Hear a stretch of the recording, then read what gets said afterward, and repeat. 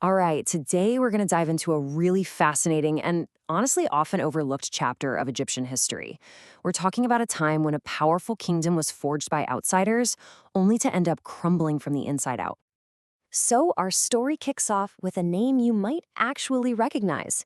If you've ever read the Hebrew Bible, you might remember a powerful Egyptian king called Shishak. He's the one who supposedly marched on Jerusalem and carted off all the treasures from Solomon's temple. But who was this guy, really? Well, here's the twist. Historians are pretty much all in agreement that the biblical Shishak was none other than Pharaoh Shoshenq I. But, and this is a big but, he wasn't ethnically Egyptian. Nope, he was a man of Libyan heritage whose family had risen through the military ranks to eventually rule one of the greatest empires on earth. So, you've got to be asking, how in the world does a Libyan commander end up on the throne of Egypt? To get that, we need to zoom out and look at the world he was living in. See, Shoshenq I came to power during what's known as the Third Intermediate Period. You can just forget about the Egypt of the Great Pyramid builders for a minute. This was a messy, fractured kingdom, totally weakened by political infighting. It was, the perfect power vacuum, just waiting for an ambitious general to step in. And boy, did he step in. Shoshenq didn't just grab the throne and call it a day. He set out to restore Egypt's former glory and kick off a grand new golden age for his dynasty.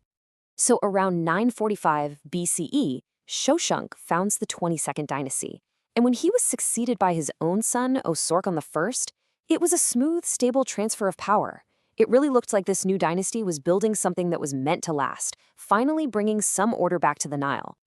And for a while, it worked. Shoshenq I actually pulled off what his recent predecessors just couldn't. He reunified Upper and Lower Egypt. He ruled the whole kingdom from his capitals up in the Delta, ending a really long, painful period of division. And like any great pharaoh worth a salt, Shoshenq cemented his legacy in stone. He launched these huge building projects, a new portal at the Karnak Temple, massive additions to temples in his home cities. These weren't just impressive buildings. They were giant physical declarations that Egypt was whole again and that he was the one in charge. But, as you can probably guess, this new golden age was built on some pretty shaky foundations. The unity that Shoshenq thought so hard to create, well, it wasn't gonna last. And this, right here, is the central drama of the 22nd Dynasty. It started with this incredible promise of a strong, united Egypt, but the reality, for most of its history, was a complete return to chaos, a fractured land where a bunch of rival rulers were all fighting for power. The cracks started to show less than a century after Shoshenq's death. Around 850 BCE, you have major revolts breaking out in the powerful southern city of Thebes. Fast forward to 730 BCE, and the dynasty is so weak that the pharaoh Osorkon IV is basically helpless against the rising threat of the Assyrian Empire. The central government just dissolved, the kingdom completely shattered, with rival pharaohs carving out their own little domains in cities like Leontopolis and Heracleopolis. And down south, the powerful high priests of Amun in Thebes just started ruling as if they were kings themselves. The whole thing fell apart. But here's the fascinating thing. Just because the political situation was a total mess doesn't mean culture just died. In fact, even as the kingdom was collapsing, a really unique and beautiful artistic legacy was being born. With power spread out all over the place, local artistic workshops really started to thrive. This whole era is known for its absolutely exquisite bronze statues, which mixed those classic Egyptian styles with new Libyan influences. It created something totally new and distinct. And maybe it's not so surprising, right? In an age full of uncertainty and conflict, people started to focus more on the afterlife. The famous Book of the Dead, that collection of spells to guide you in the next world, became incredibly popular.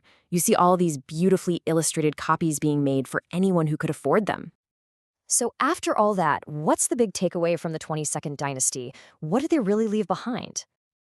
This quote just nails it perfectly. A brief unity, followed by fragmentation and rival dynasties. It was this incredible flash of brilliance under Shoshenq I, and then just this long, slow slide back into civil war and competing little kingdoms. And that really leaves us with a much bigger question to think about, doesn't it? The story of the 22nd Dynasty isn't some one-off thing. It's a pattern you see again and again throughout history, from ancient empires all the way to modern nations. It really makes you wonder, why is unity so fragile? And why do powerful states so often seem to sow the seeds of their own collapse?